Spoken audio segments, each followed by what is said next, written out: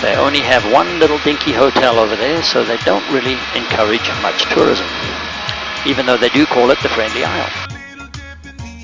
But if you want a real Hawaiian experience, Molokai is the place to go. But I think the best way to see Molokai is the way we're going to see it from there.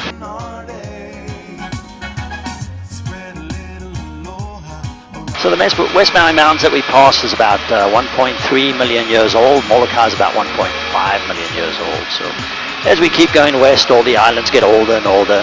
Kauai is about 6 million years old. And well, most of the islands past Kauai are just little atolls, little reefs withering into the island, back into the ocean where they came from. They've all had their turn over the hotspot.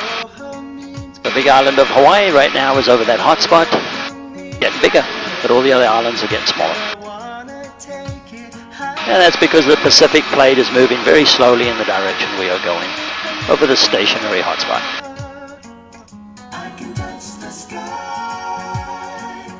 And we get a pretty decent view of Little Elephant Rock out there.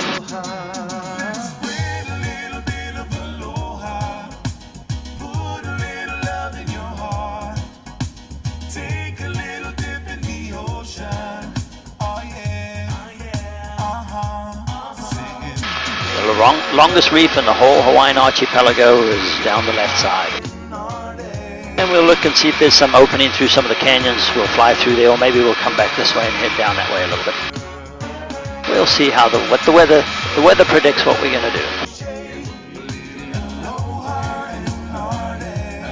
We got a lot of rain on the north shore of Molokai, I think.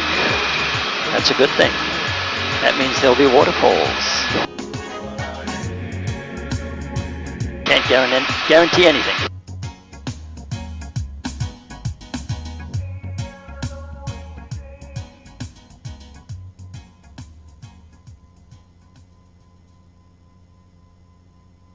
So all of this on the right hand side is a big cattle ranch called the Murphy Ranch.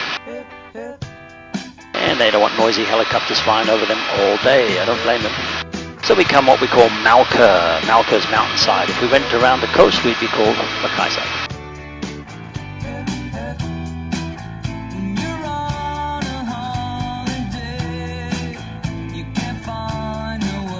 So anyway, when the Hawaiians first came out here to Molokai, they settled in this big valley that we're going to fly to. And a good place to settle. They had air conditioning, they had the trade winds blowing up the valley, keeping it nice and cool. And a stream down the middle of the valley, so they could grow their tara fields. Tara is the Hawaiian staple diet. If you've been to a luau and tried poi, that's what they make out of tara, you'd find out it's an acquired taste. Pretty awful stuff.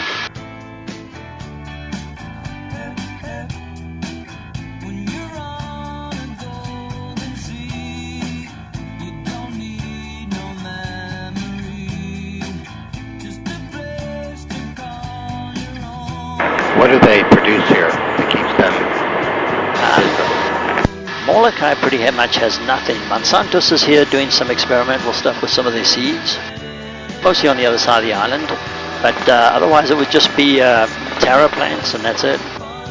Not much industry on Molokai.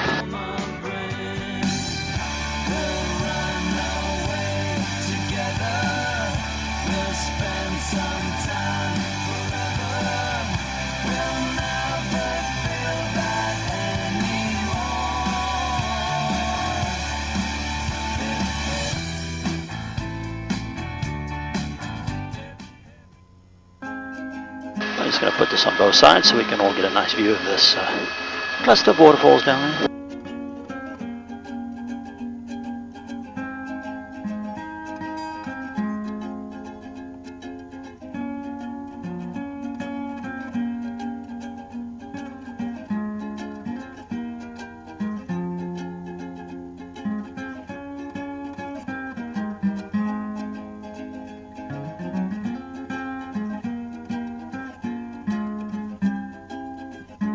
Well, of course, one of the main reasons to come on a helicopter tour to Molokai is to see the highest sea cliffs in the world.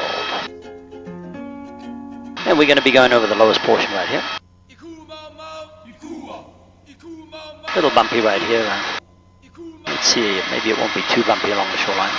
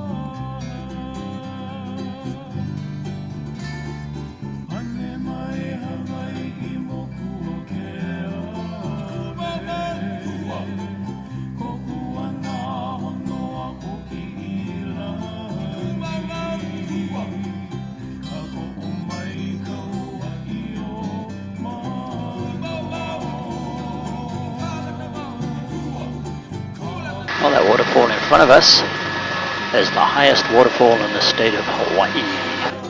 It's called Papala'ua. It goes up to 2,000 feet.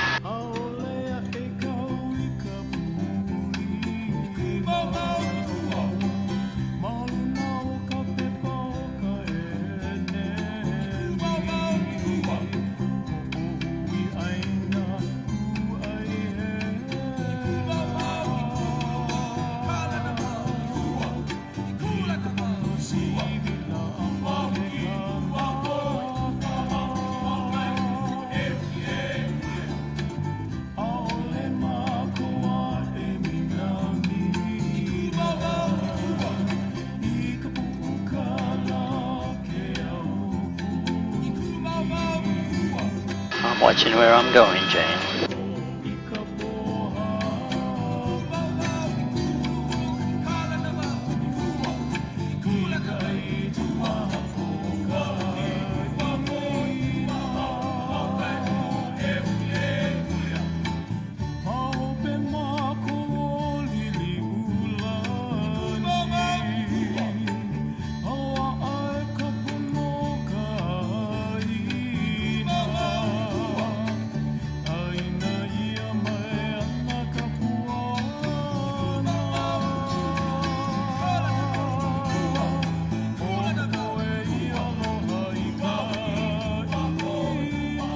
A little bumpy as we come out the valley, no big deal.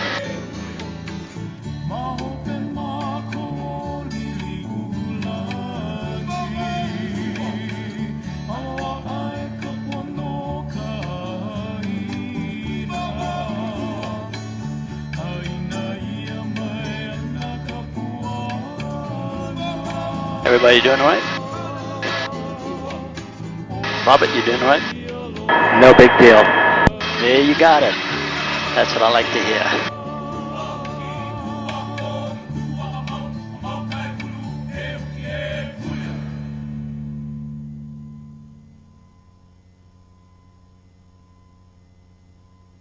Well, here in Hawaii, the land is so porous that when it rains, all that water gushes down to the ocean, either through lava tubes, streams, or waterfalls. So as soon as it stops raining, all these waterfalls actually dry up pretty quickly. But that big one that we just saw, that one seems to flow all the time. Just because it's so saturated on this flat plateau up on our left-hand side, a lot of moisture up there. So this valley is called Wailau Valley. Wai is fresh water, Kai is salt water. So Wailau is running waters. Handful of people that actually live in this valley, and they have their own private black sand beach. Problem is, the only way to get there is by boat in the summer or by helicopter in the winter. But they're self-sufficient, plenty of axis deer, wild boar, goat to hunt, plenty of fish, and of course anything they plant grows here.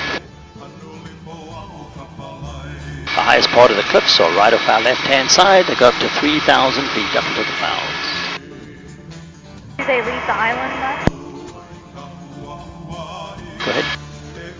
The people that live on the island, do they leave much? On the North Shore here, well, it's only those five people or so. No, they don't. They pretty much stay here all the time. But on the south side, yeah, people come and go quite often. That's where most of the population is.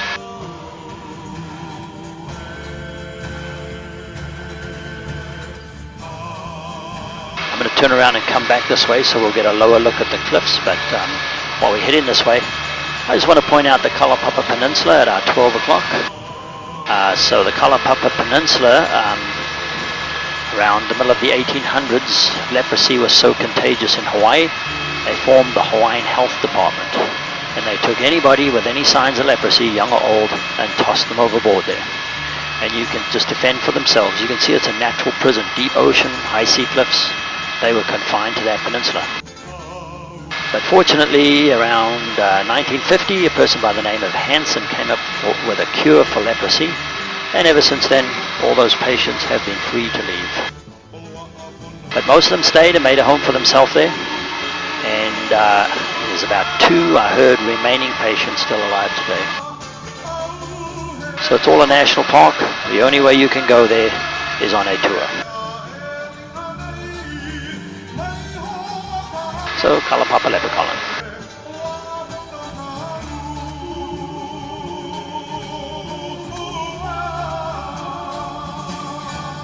We got a little island down here on our left, the one right next to the cliff over there. It has about 150 palm trees on it. That variety of palm tree hasn't been found anywhere else on the planet, not even on the cliffs. It just somehow evolved to grow right there on that little rock. Something to do with the salt air blowing up all the time and the freshwater rain.